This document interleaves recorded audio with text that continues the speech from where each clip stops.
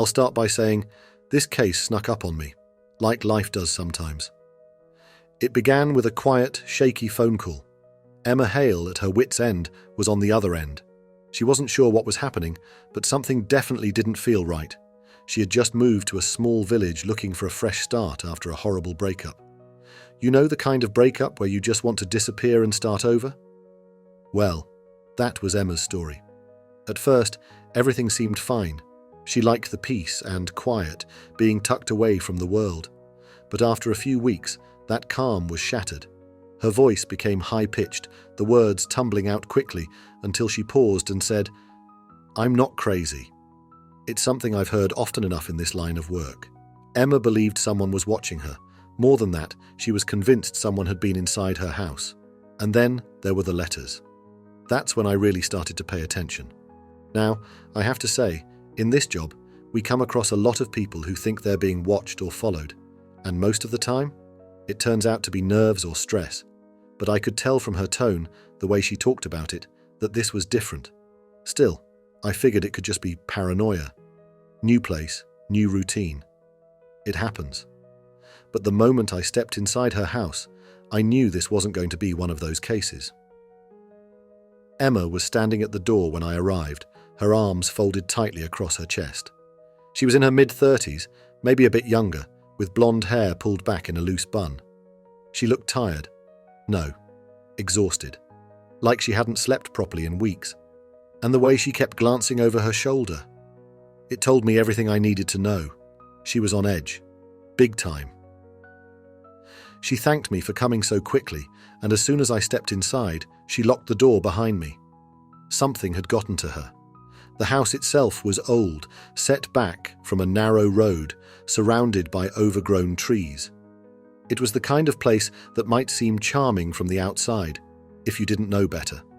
But inside, it felt wrong. The air was thick, heavy with something unexplainable. The rooms felt cold, but not in the way an old house usually does. We sat down at her kitchen table, and Emma didn't waste any time getting into her story.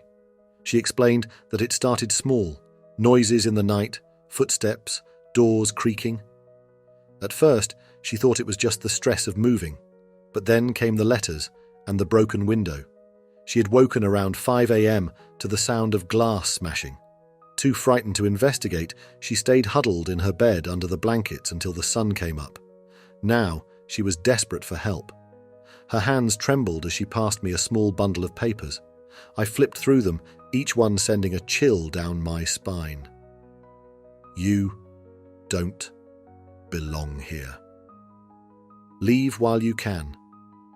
They were simple, short, but they had a weight to them. Someone wanted her gone, and they weren't playing around. The letters? They always appeared in the middle of the night. Emma never saw anyone leave them. No knocking, no sounds. They were just there, on the mat in front of her door by morning. The thought of someone sneaking up to her door in the dead of night made my stomach turn, but I kept my cool. She needed reassurance, not more fear. I looked around the house, checking the doors and windows. Everything was locked up tight. But I'll be honest, the place gave me the creeps. The floors creaked with every step, and I couldn't shake the feeling that eyes were on me, watching from somewhere just out of sight. Maybe Emma wasn't wrong, or maybe it was her fear that was getting to me. I talked with Emma for a long time about her past. She told me how she'd moved to get away from her ex, how she'd spent every penny she had buying this place because she needed a fresh start. I asked if she had any idea who could be behind what was happening. She didn't. Said she didn't know anyone in the village. When I asked if there were any neighbours who might have seen something, she mentioned an old man, Mr. Evans, who lived a few doors down. Friendly enough, she said, though he mostly kept to himself. He'd smiled at her a few times in passing, but that was about it. After speaking with a few socially awkward neighbours who were more interested in chatting than offering any real insight, I made my way to Mr. Evans. When I knocked on the door, it took him a while to answer. He was in his late 70s, maybe older, with a weathered face and hands that trembled slightly. He seemed surprised to see me, but was polite enough. When I brought up the house and mentioned Emma, though, his mood shifted. He started talking about the previous owner, a man named Richard Morgan. They'd been friends, close friends apparently. Evans explained that Richard had started hearing things in the house, seeing shadows. As he spoke, his feet shifted uncomfortably beneath him. And then, one day, Richard just vanished. Most folks in the village think he went mad, Evans said. He lived there for years before he disappeared. No trace. Just gone. I could tell he didn't want to go into detail, but he'd said enough for now. As the days passed, I found myself back at Emma's, laying out everything I'd discovered. She had no idea who Richard Morgan was, nor did she know about his disappearance, or that locals believed the house had driven him mad. When I showed her the records I'd dug up, her face turned pale. "I didn't know," she whispered, her voice barely audible. "But why would this have anything to do with me?" A few nights later, my phone rang.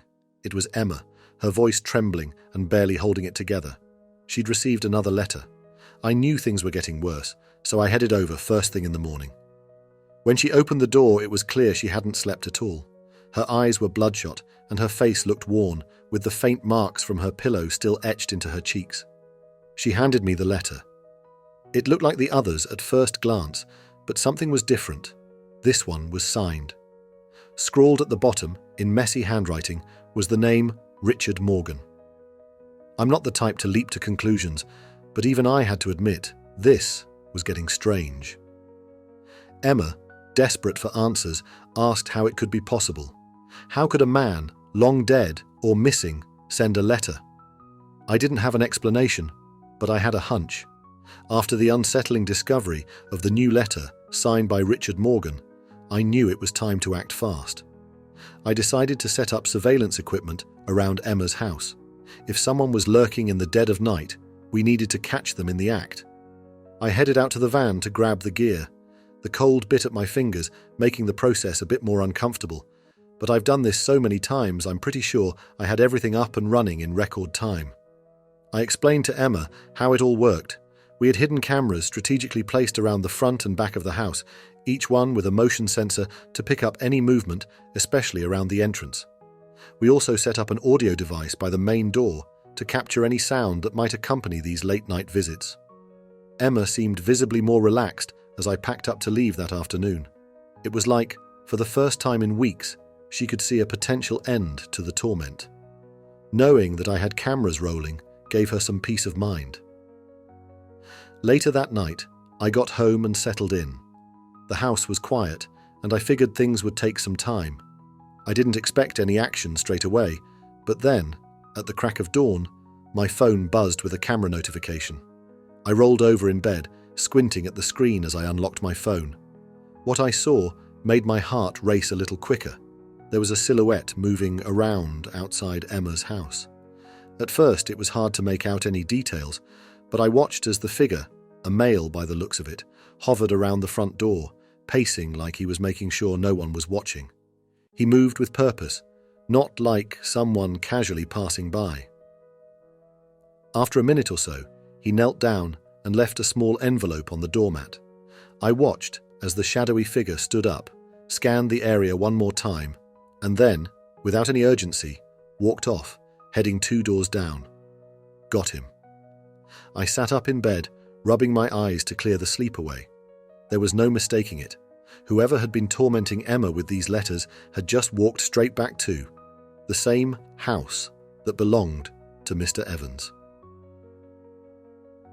I spoke with Emma that morning, letting her know I was heading back to the village to confront Mr. Evans. There was no hiding it anymore, and I needed to get to the bottom of what was really going on. That afternoon, I made my way back to his house.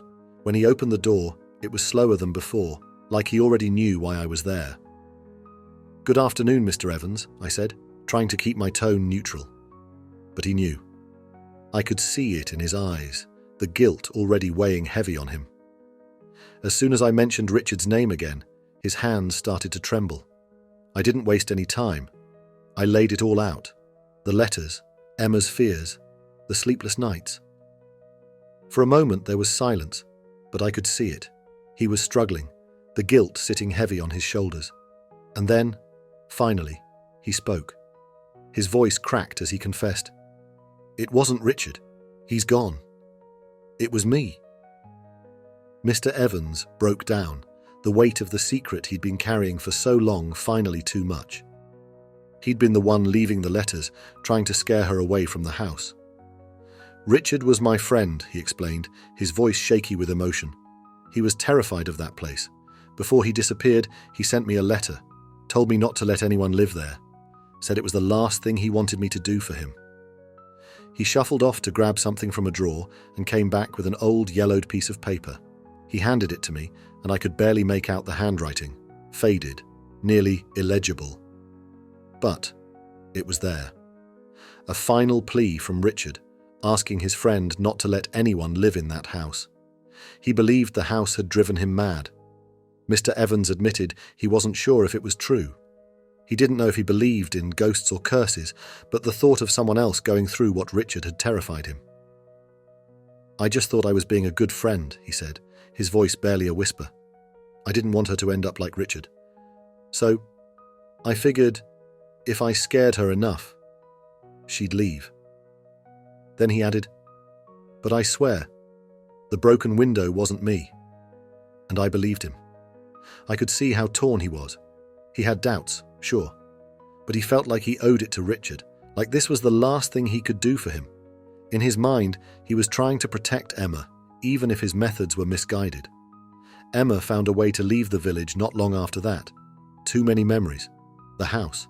It still sits empty, just like it did before she arrived. And maybe, just maybe, Mr. Evans was right. Maybe some houses aren't meant to be lived in. In the end, this wasn't about ghosts or hauntings. It was about fear. The fear of what we don't understand and the past we carry with us. Emma came to this village looking for peace, but instead she found herself tangled in someone else's memories, someone else's fear. Sometimes it's not the places that are haunted, it's the people. Thank you for listening to today's episode. We hope you found the story engaging. As always, names and locations have been changed to protect the identities of those involved. If you or someone you know are in need of professional investigative services, please don't hesitate to visit southwalesprivateinvestigations.co.uk. We're here to help when you need us the most, and once again, thank you for your support. We truly appreciate it.